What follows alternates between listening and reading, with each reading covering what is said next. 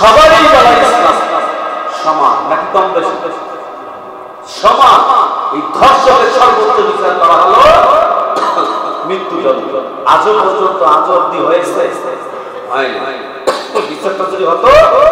সম্প্রতি আমার আসিয়া ছোট্ট একটি মেয়ে, সে এখনো কি ছেলে না মেয়ে, এখনো যে পূর্ণাঙ্গ ভাবে যে বালেগ হবে সেই বালেগের কোনো চিহ্ন নাই। সে মেয়েটাকেও পর্যন্ত হয় না দেরা পশুরা কি করলো, তার ইউট্রন করতে ব্লেড লাগাইয়ে সারা বারা করে ধর্ষণ করলো।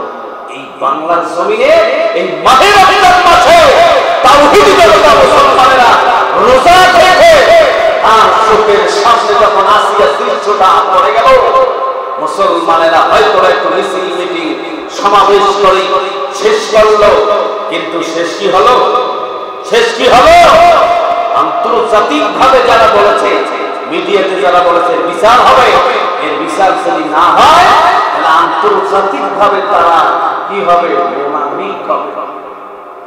দায়িত্বে যারা আছে, বাংলাদেশের দায়িত্বে যারা আছে আমাদের উপরে, কি ডক্টর ইউনূস সাহেব সহ বাকি উপদেষ্টারা যারা আছে, যে আইন করেছে বা করবে সেটাই করুক, জনগণকে বলেছে তো বার্তা দিয়েছে আসিয়ার বিচার, ধর্ষণের বিচার বাংলার জমিনে হবে।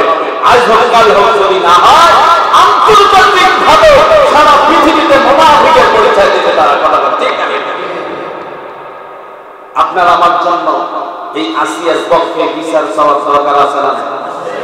এই দায়িত্ব আপনার আমার আছে না? এই জন্য বলতে হবে আল্লাহর কাছে যে আল্লাহ, আমরা এই দায়িত্বের নাজাত থেকে রংপুর ব্যক্তিগত পরিচয়ের অংশ, এই মসজিদের মুসল্লি ইমাম চাও, আমরা জানাচ্ছি, মিডিয়ার মাধ্যমে জানিয়ে দিচ্ছি, তাদের কর্ণ ধরে ধরে পৌঁছে এবং সমস্ত মসজিদের ইমামরা বলতেছে, নাইবে ওলামা ইকরাম রাসূলগণ এরা বলতেছে বিচার করতে হবে, বিচার করতে হবে। এই বিচার যেন তেন নিজের আইনে হবে না।